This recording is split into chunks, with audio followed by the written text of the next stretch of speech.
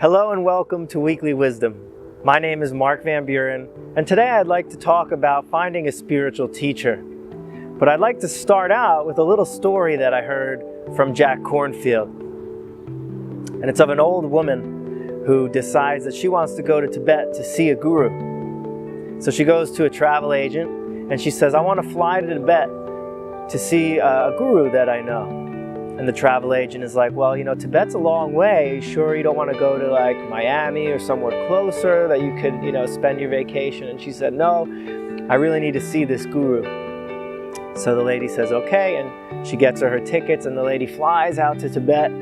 She gets her train pass. She drives on the train. She gets on the train and she goes to the mountains. And at the base of the mountain, she sees some men who she says, I want to go see the guru. And they say, well, the guru's all the way up the mountains. It's a long way for a little old woman. Are you sure you want to go?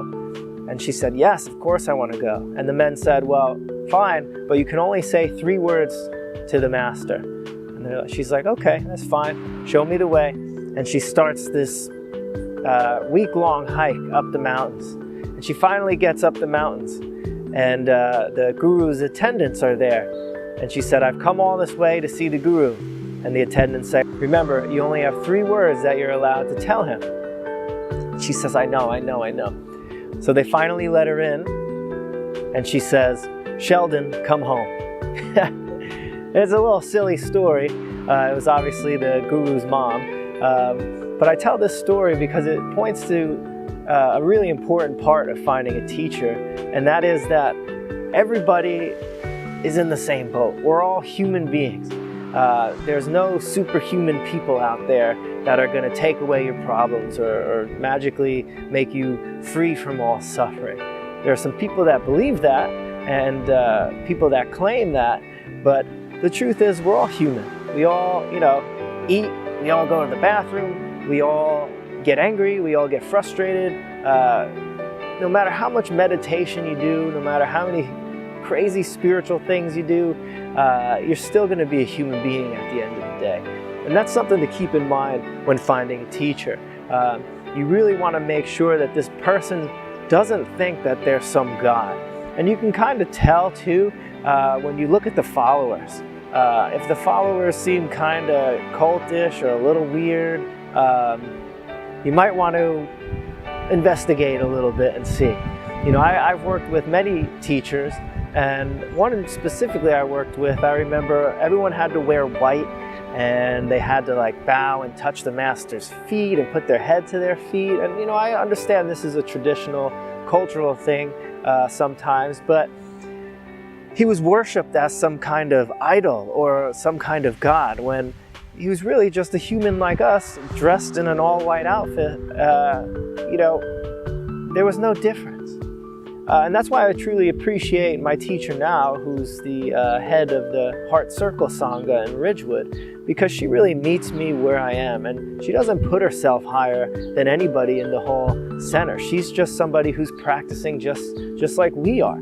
Of course, she's a lot further on the path, but that doesn't make her any less human. And she really can connect with us on that human level. And there's a teacher, his name's Chogyam Trungpa Rinpoche. I have trouble saying it. But he used to call spiritual teachers spiritual friends. And I think that's such a better approach. It's like instead of the normal way where there's a teacher up here and the student down here, it's almost like the teacher and student are together and they're walking along a path together. And maybe this person has walked this path a few times. So it's like, hey, watch out for that rock. Don't fall in that hole. Oh, you're going too far to the right. Make sure you go to the left. So it's kind of someone that guides you and keeps you inspired along the way. So it's important to find a teacher so that you can obviously stay motivated. That's a big part, especially with meditation practice. You need to check in with someone and sit with a group and with a teacher and make sure that you're not getting stuck in all the traps. There's so many spiritual traps. I can make tons of videos on the traps that you can fall in when you begin practicing any spiritual path. And again, it's important to have someone experienced that has been walking, has fallen into those traps, and can say, hey, watch out for this, or I noticed that you're doing this. So it's a great way to just get further in your practice. And as I've mentioned before, you could learn the piano by yourself, right? But if you have a teacher, someone that can show you all the little tricks and the tips that can make you progress a little bit faster. And of course, with meditation, we don't want to talk about progress and get lost in, what we're going to get out of it. But, it really helps to have a teacher. And what you should really look for in a teacher is someone who doesn't put themselves on the high seat. There might be talks where they sit a little higher, things like that. This is, just, again, cultural or traditional, and that's fine. But really pay attention to how the teacher interacts with the students, how the students view the teacher, and just pay close attention, because there's a lot of people that are on this path because they're searching for something. They're searching for freedom from their pain.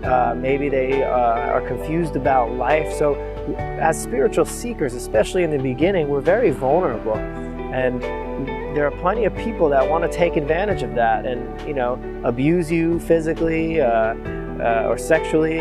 A lot of cases of that have happened between teacher and student, but also to take your money, or to just make you do things, manipulate you. So you got to be very careful, and you need to find someone you trust and that makes you feel comfortable. And at the end of the day, you're the one that has to work on yourself. The teacher points the way. The teacher doesn't walk the way for you. So if anyone's trying to walk your way, make sure you get out of there, because it's up to you. As much as a teacher can talk about non-attachment, letting go, leaning into discomfort, they're not there when those things happen usually. So it's up to you. So a good teacher is always going to reflect back to you and make sure that that it's in your hands. So this is just a little bit of friendly advice for finding a teacher. I hope that it helps. If you don't have a teacher yet, start looking for someone. Put out feelers and start visiting some places, and see who you connect with and see who resonates with you, and then stick with them and see what happens. So thank you all for watching. Have a wonderful week. Namaste.